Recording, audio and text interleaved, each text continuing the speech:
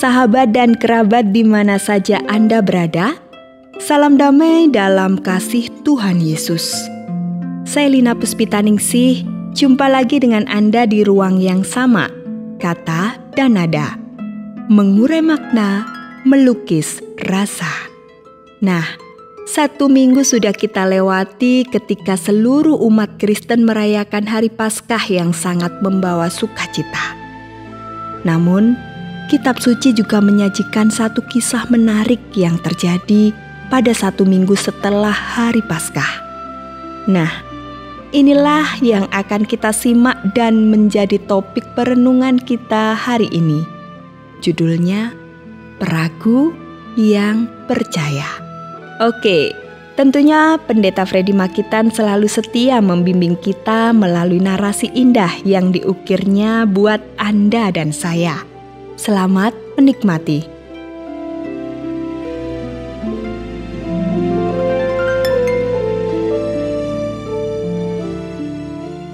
Pada hari kebangkitan Yesus, murid-muridnya berkumpul di malam harinya di suatu rumah di Yerusalem, di sebuah ruang yang tertutup dan terkunci rapat.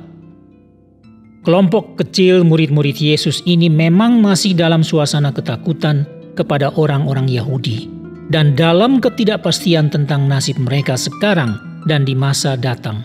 Meskipun di hati mereka sebenarnya sudah bersinar cahaya baru, cahaya surgawi yang memberikan keyakinan baru dalam hidup mereka. Pagi hari sebelumnya, memang sejumlah perempuan yang mengasihi Yesus telah membuktikan kubur Yesus benar-benar kosong.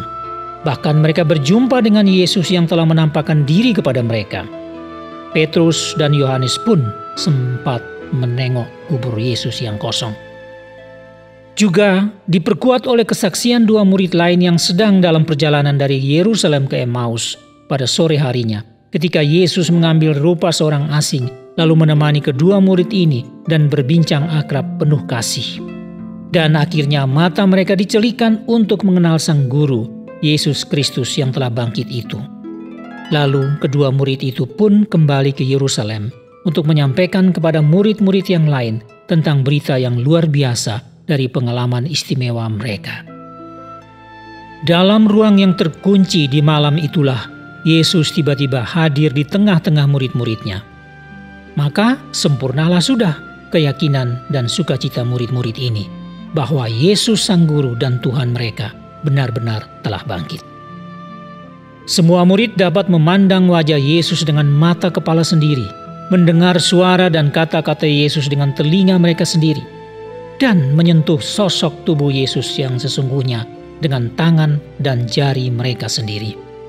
Inilah tubuh yang dapat hadir di mana saja dan kapan saja tanpa dibatasi oleh ruang dan waktu atau persyaratan apapun. Inilah tubuh yang bisa makan seperti biasa walaupun tidak harus makan.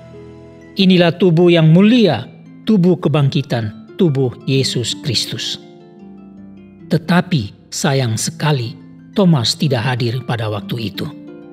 Meskipun sudah diberitahu dan diyakinkan oleh murid-murid yang lain bahwa Yesus sudah bangkit, Thomas tetap saja bersikukuh dan belum mau percaya.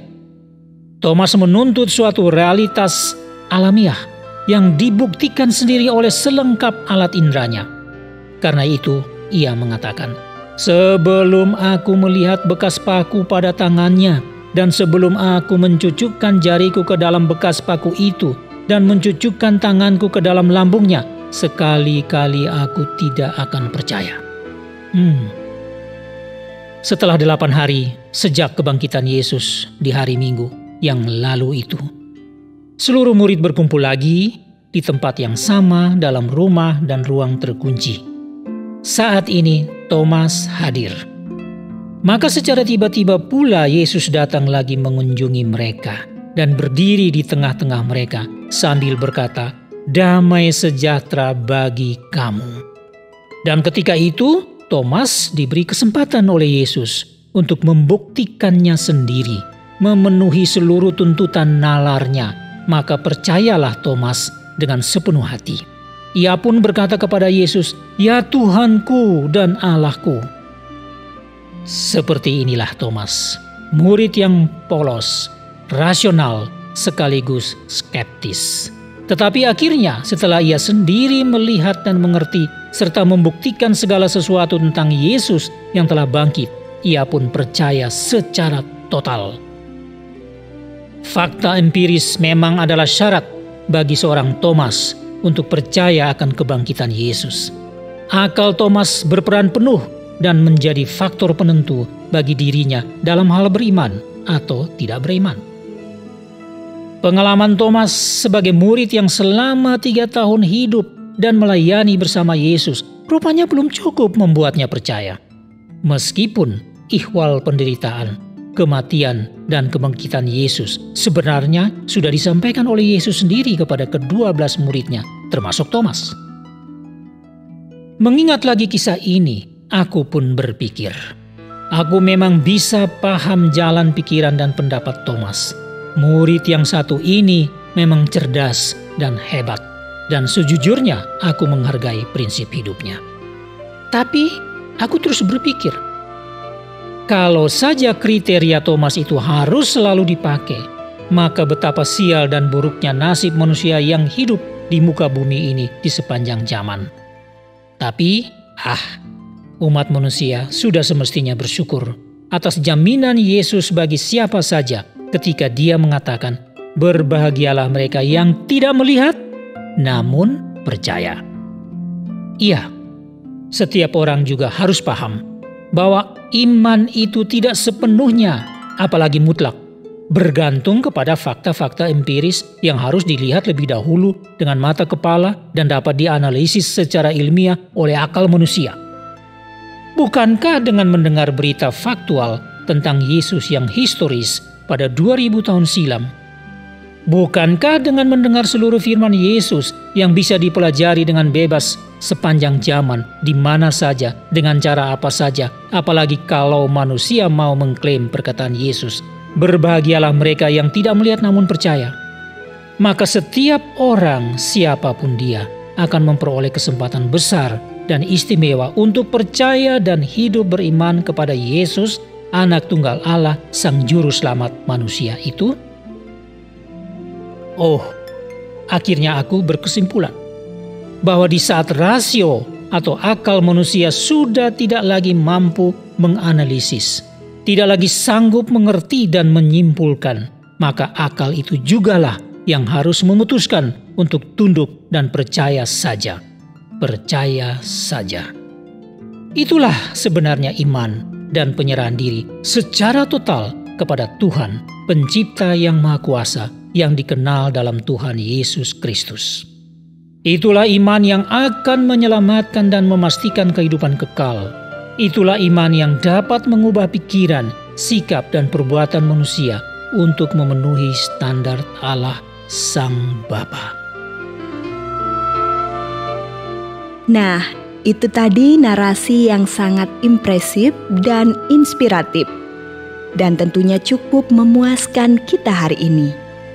Orang yang percaya kepada Tuhan Yesus Kristus, jangan ragu lagi ya. Jangan khawatir tentang hidup ini. Oke sahabat, sudah waktunya buat kita untuk berpisah. Namun sebuah lagu indah yang berjudul Berserah pada Yesus yang disampaikan oleh Thalita Dodo akan mengantar Anda ke dalam kesibukan Anda masing-masing in your days. Terima kasih atas perhatian Anda. Terima kasih atas kebersamaannya. Saya Lina Puspitaningsih, mohon diri untuk berjumpa lagi di edisi berikutnya. Kata dan nada.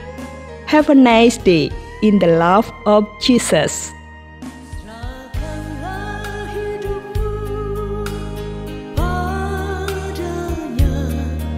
Serahkanlah seluruh persoalanmu, sebab di dalam namanya ada jaminan kekal di dalam segala perkara. Serahkanlah hidupmu padanya, serahkanlah seluruh